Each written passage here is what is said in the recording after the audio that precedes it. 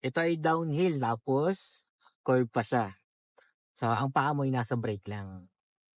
Yan. Tapos ang tingin mo, hindi dito. Doon. Sa malayo. So, hindi ka nalayo din sa lane ng guhit na kulay orange sa gitna kasi nandito tayo sa second lane. Doon tingin sa malayo, nakakala ka lang. Yan, ganyan lang. So, tingnan mo yung napakalayong yun. Kung ka pupunta dito sa kabilang lane na. Yan, stay ka lang sa lane mo. Okay, so di ba curve siya ng left? So, ang tingin, gas ka na ngayon. Ang tingin doon sa malayong malayo. Huwag ka lalayo sa gitna. Pag lumayo ka sa gitna, nandito ka na sa kabila. Gets ba? Opo. Kaya ang tingin, normal lang sa estudyante na sa unang tingin ay lang sa malapit.